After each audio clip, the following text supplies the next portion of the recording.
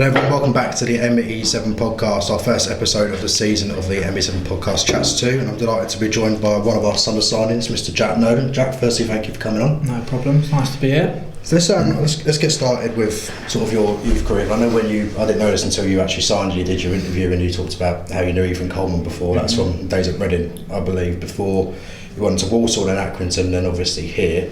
But just talk us through your upbringing in football from the days at Reading. Yeah, so I started actually at Portsmouth when I was at 7 till I was 14, and then obviously I got bought by Reading when I was 14, so that's obviously when I met Ethan. Spent 4.5 years there.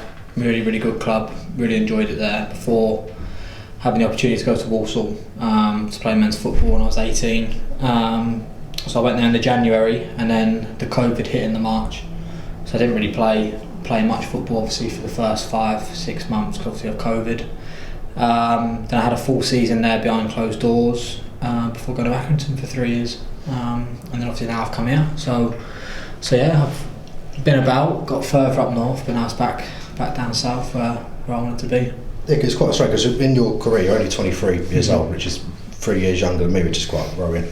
What have I done with my life? You obviously have gone from Reading to Walsall and Accrington, you've gradually gone more up north, then come back down again. Have you managed to sort of settle with that at such a young age? It was hard at first, being away from home. Obviously I left at 14 when I was at Reading. Got put with a host family, they were phenomenal to me. Not got a bad word to say about that. That was a part of my life that I was very grateful for. And then obviously going to Birmingham with Walsall, I could still get back to Southampton a little bit. But when I went to Accrington, it was a bit of a shock to the system because I couldn't get back regularly. So made me grow up a little bit. And all in all, I really enjoyed my time there. If I could go back one day, maybe.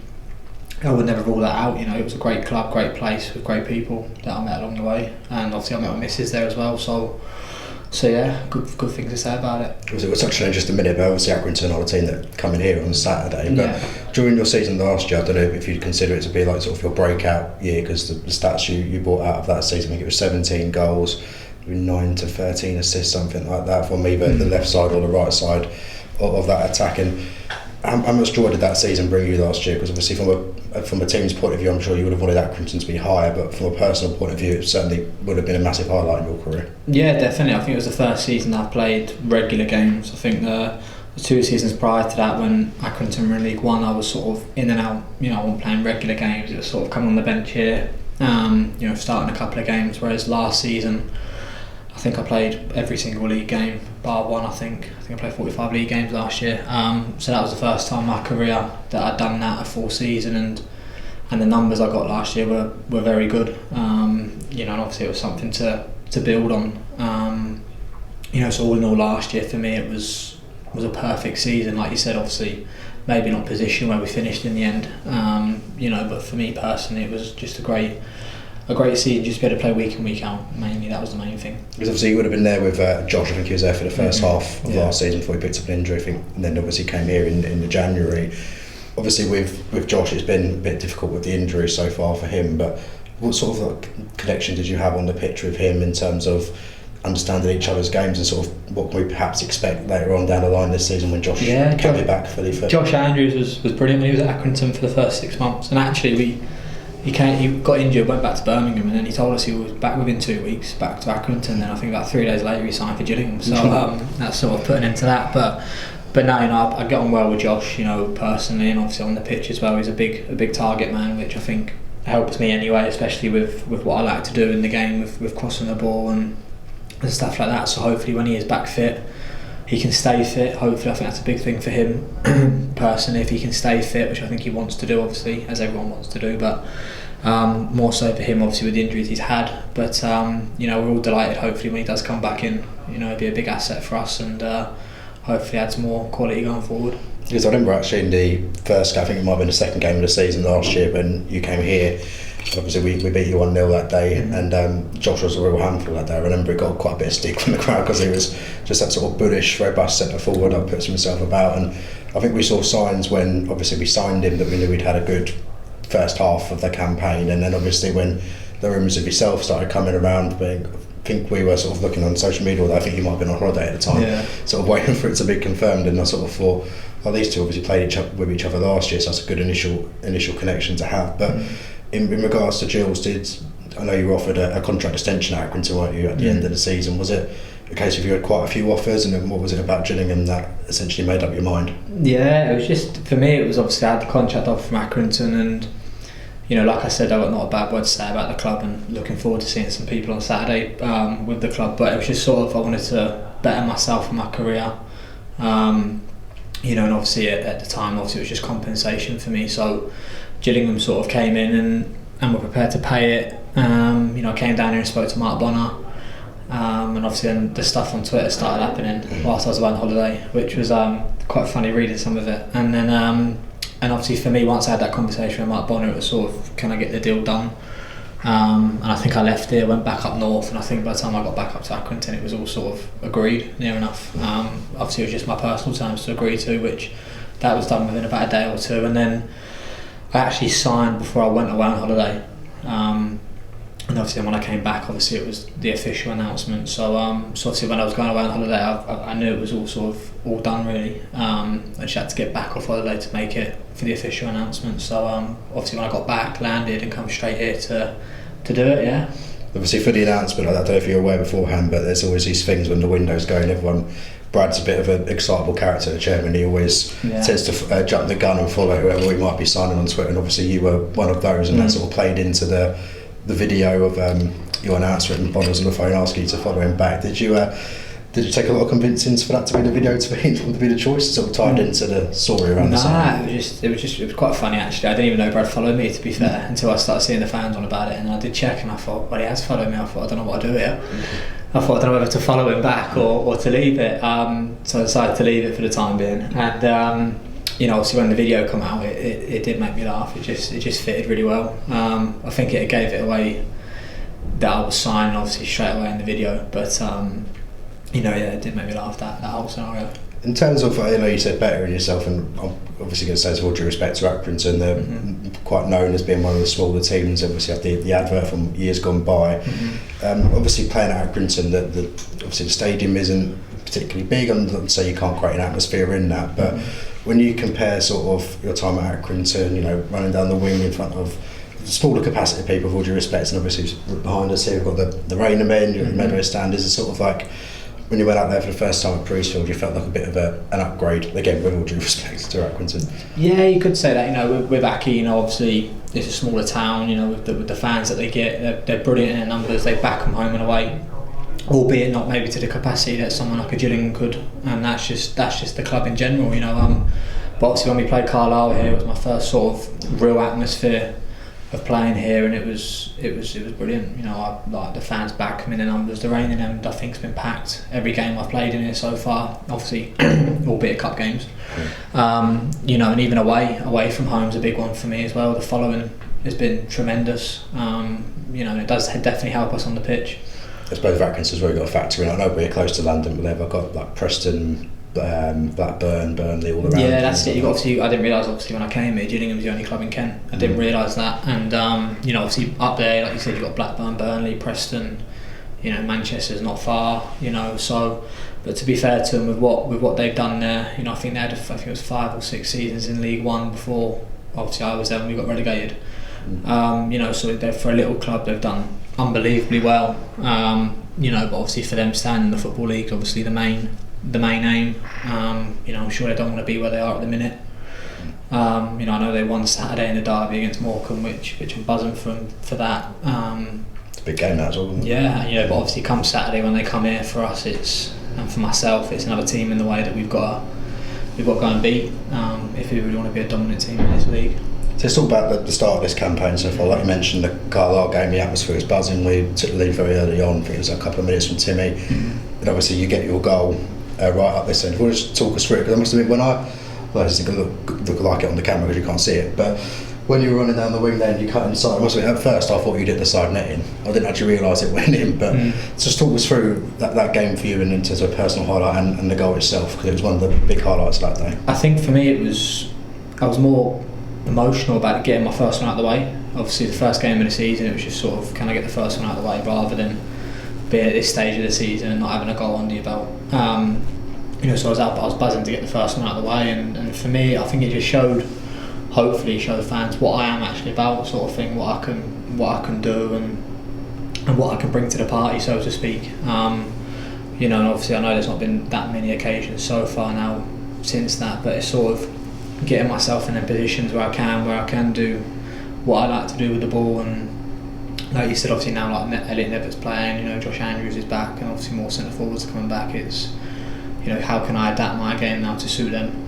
He did a couple more in that game as well. I think there's one where he went around the keeper, defender got back just in time. I think Amani played the ball in behind, didn't he? And I went around the keeper, which, to be fair, hopefully should have scored that, but it was a good clearance. But now that game, it was, for me looking back at it now, it was just a perfect start for everyone, not just myself, but for the team and the coaching staff. Because obviously it's new for them as well. It was just an all-round great start.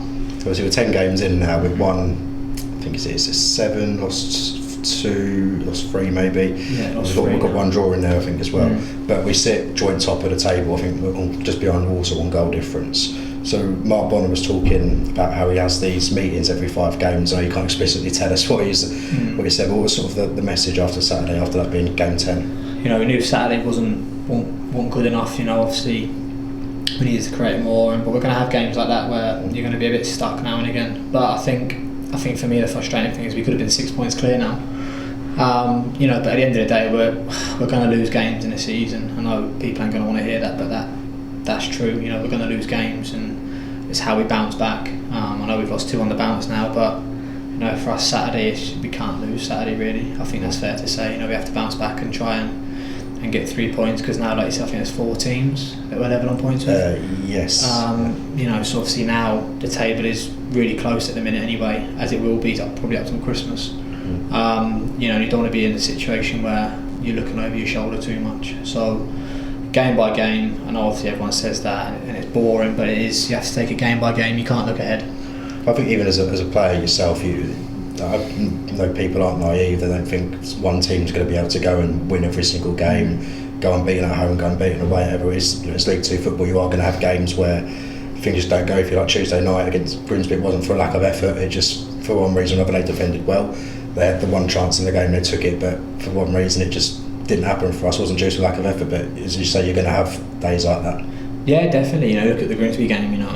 I joked around in there saying we could have still been there now and not scored. That was just one of them games. And you look at Crewe, their first chance they scored from in the second half, the first chance they scored from. And obviously we need to create more, and obviously we all want to score as many as we can. Obviously personally I want to have more goals and that to my game, because I know I can do it. But it's just, we're still a fairly new squad. We're still getting used to each other, and it's not going to happen overnight. I think it's fair to say. You probably won't see the full strength of our team probably till February, March time maybe, because obviously people have been out injured, people are coming back. That's just the natural course of the season. People will be in and out. Teams are changing, formations are changing. So at the minute we're in a very good place. Obviously where we are in the league, I'm sure everyone would rather us be there than down the bottom half. So for us it's just not get carried away now and just try and keep our foot on the pedal and keep in that top 7. But it was always about peaking at the right time, because this is sort of a different example from where they were at this time last year. But Doncaster, I think during Christmas they were bottom, maybe second bottom. Yeah, exactly. Ended up making the playoffs, didn't quite make it all the way in the end. But just to show that you can have great form at the start, walk away at the end, or start badly and end well when it can work out for you. So it's just about really how we finish as a team at the back end of the months. Yeah, definitely. It's all important really. It's about consistency really, at the end of the day. And obviously along the way you will, like I said, you will lose games or get results that maybe don't favour you or whatever. But obviously after Christmas, teams can put a run together, as you said, like Doncaster did, and finish. I think they finished 7th in that, I think, in the end, or something like that. So, for us, obviously, we don't want to be in that position if we can help it. But, I think, obviously, if we can get more consistency in terms of winning games and dominating games, especially when we're not at it, I think it's fair to say, if we can nick a 1-0 or whatever, that will put us in good stead, hopefully, come towards the end of the season and see where we are. Because the other thing this has been not just relevant to this current team, but we've had it for quite a few years, where once we go 1-0 down, sometimes we do struggle to respond and get back into games, whether it be to rescue a draw or maybe go a step further and get the 3 points. Obviously, the occasions we've gone 1-0 down this season, we've not managed to get back into the game as we'd like to. How much is that on the squad's mind and the manager's mind to sort of improve on as the season goes on? Yeah, obviously you want to improve on it, and I think, from personally and myself, when we go 1-0 down, it's not the end of the world, in terms of obviously if we can obviously not be 1-0 down, obviously everyone will take that, but in terms of you're not 2, you're not 3, you're not 4-0 down, you can get away back in the game. And I think sometimes it's important not to put too much pressure on yourself. Obviously at Grimsby we should have nicked the goal probably in the second half. Nev's had one at the back post here, I think, that he was unlucky with, but apart from the last 10 minutes we started throwing the kitchen sink at it. I thought we were quite relaxed, and I think it's trusting the way we play that we can create goals, we can create chances, and we don't need to be a team that needs to lump it 55 minutes in to try and get an equaliser. It's just trust the way we play, but it's just one of them, when you go behind, you just got to try and get yourself back in the game and dominate the game, however that may be. I've not found that yet, but there's going to be times this season where we're going to have to do it again. We are going to go behind this season again. It's still a long way to go, so we are going to have that, and we need to find a way where we can get back into games, and albeit go and then win games. It's also like on the other end of the stick, when we go 1-0 up, we are very, very difficult for teams to come back at us. Obviously, you've seen it in the 2 games where we had the red cards, the Chesterfield one, and is it a game got players sent off in Tranmere with Ethan, and we managed to see those out. Tranmere managed to add another 2 goals to it as well. So in that perspective, when we do go ahead, we are still a very difficult team for a team to come back against, even with 10 men. So it's both sides of the spectrum, really, isn't it? Yeah, definitely. The defensive record, I don't know where we've got to be up there in the top 3, I think, in the league for the defensive record. Our defensive record. I think we're top strong. 5 in the country. Yeah, so it's very, but I explained it, and it's very strong, and hopefully that continues, and fair play to the defenders for that. And at the end of the day, obviously, like you said with the Tranmere game, we are able to, when teams do throw a bit more at us, we can hit them on the counter. We've got pace in the side, we've got technical players in the side that can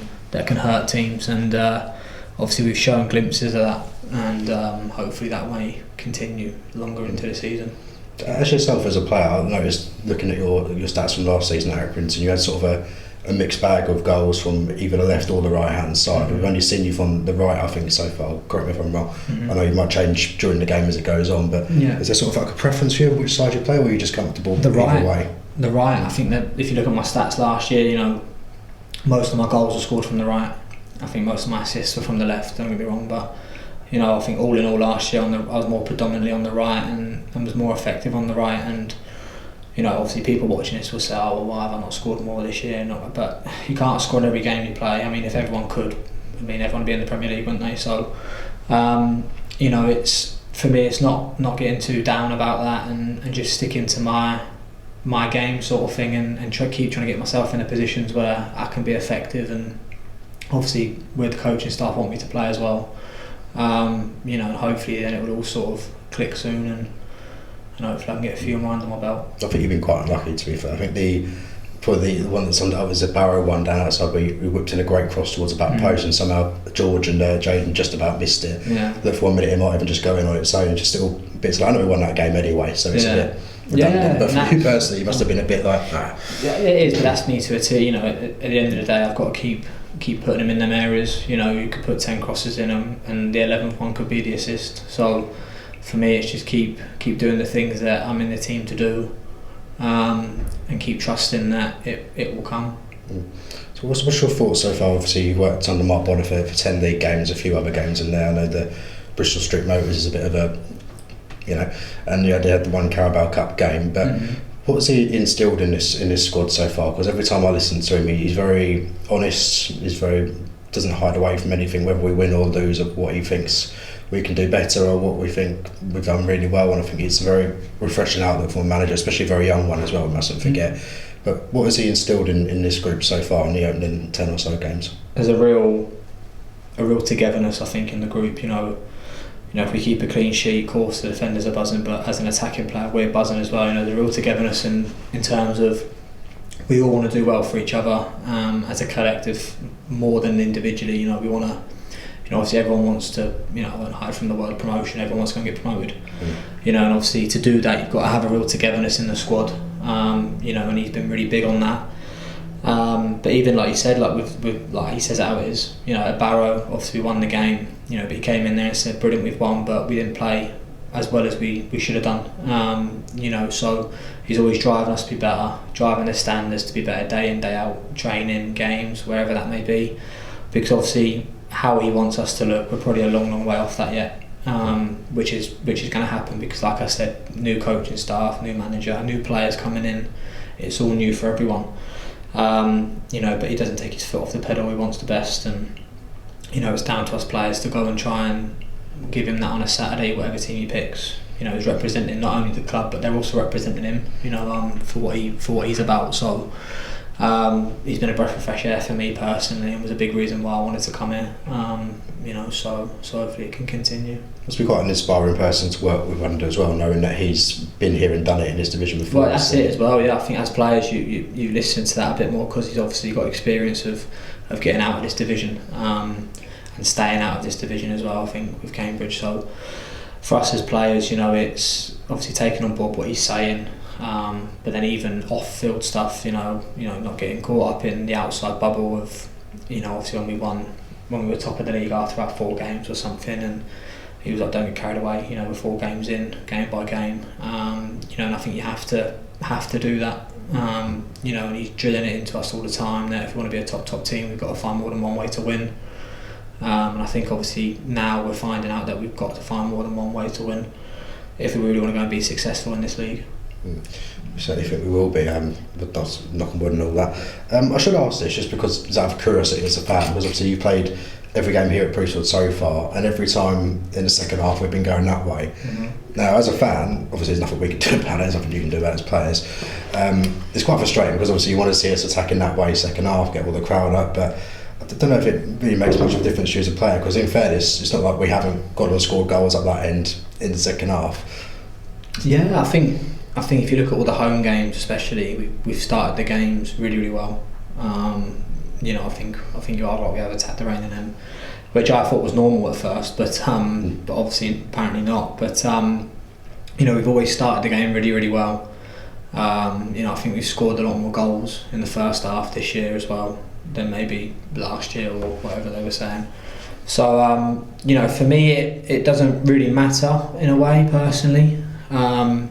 You know, because even the fans outside the rain end are brilliant as well. You know, when we're coming this way, you know, the fans in this stand here where we are, you know, still push us along. So you know, there will be a time where we will go towards the rain end in the second half this season, because I think Max said he's lost most of the tosses. So he actually won one on Saturday. Yeah, the one on Saturday when we were away. Yeah, you know, so obviously if he wins a few of the tosses, maybe he'll keep us towards the rain end for the second half. But at the minute it's paying off for us. I think obviously we've lost one at home this season, but at home we've been pretty strong before that. So you know, and obviously our home form here is going to be massive if we're going to be a challenging side as well.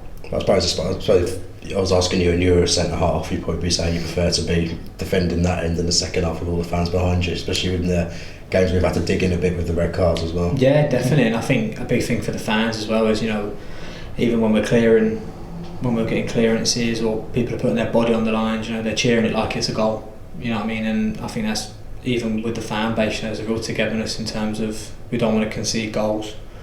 Obviously the main focus for us obviously is on scoring goals, but even when we're not conceding goals, it's, you know, it's an achievement. It's, you know, people putting their body on the line. You're like Amani when he's sliding in trying to block shots and defenders are clearances, and the Rainy men's roaring because obviously we've not conceded. You know, it's brilliant. You know, even as an attacking player, when you're looking back at it, because obviously I can see it, it's brilliant. Just going to get on to a final segment in just a minute, because I know we're a bit tight for time, but let's just quickly look ahead to Saturday.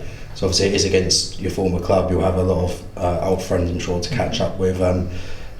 As you say, you want Accrington to do well this season, obviously not be where they are, and hopefully that isn't the case come May. But for you, as you said earlier, it's going to be nice to see old people, but it's business as usual.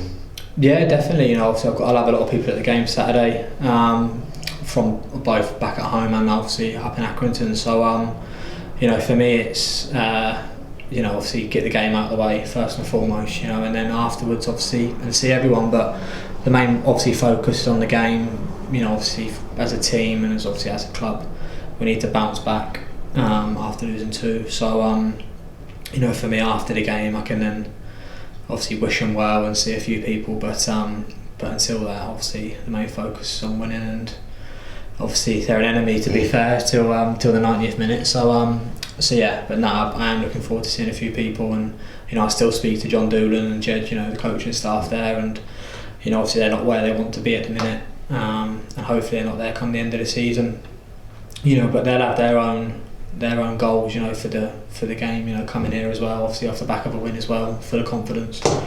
So it'll be a big game for us, to try and bounce back. Yeah, get the 3 points and catch up after. Yeah, exactly. So for the final bit of the show today, I've explained this to you just before. Obviously, you said you're not got the game yet, the new FIFA. You're going to get it for your kid, I think. Got it yet, yeah. But here we're going to have some ratings. I don't know if you're going to see that from the camera for some of our players for this year's game. I need to sort of do this quietly so it doesn't show you who you are. So what you're going to see is the face stats of a certain player. This is the first one. You can just try and guess who it might be. You're not giving me no clue, position or nothing, though? No. The only clue is they're all bronze, unfortunately. I'm going to say Jaden Clark on that one. You can I'll give you one more guess. More experienced player. That's a clue. More experienced player. I'm just going about dribbling on that was all.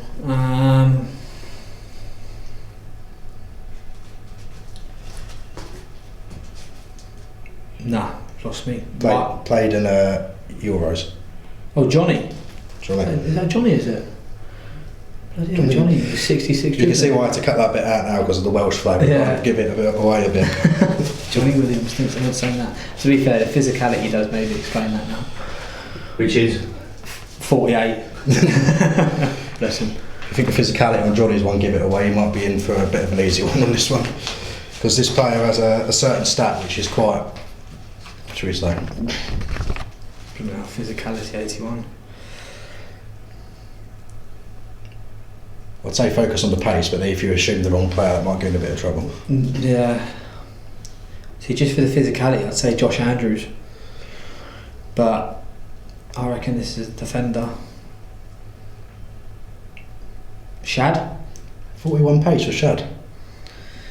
Yeah, but I'm just going by his defender, and FIFA don't really look at it like that. Sort of a defender, if you like. Sort of a defender. Hawks? Or Hawkins. Yeah, Hawks. Physicality up there, isn't he? What do you think on the 41 pace? Is that a bit harsh or? Probably is right for Hawks, to be fair, yeah. Right, 2 more left.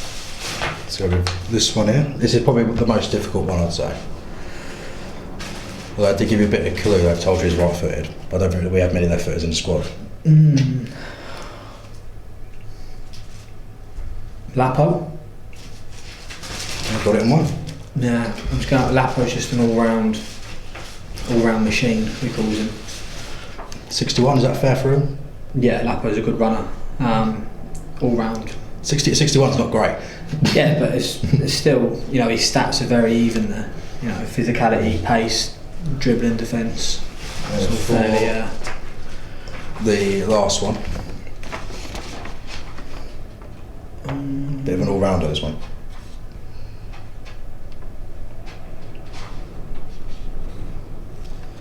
Bit of an all-rounder. Amani? No, but I would. It's not a bad suggestion given the stats actually, but no. Ethan? Coleman? No.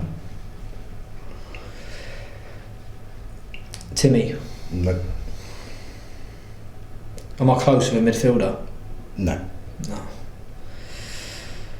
I'm always a bit of an all-rounder then.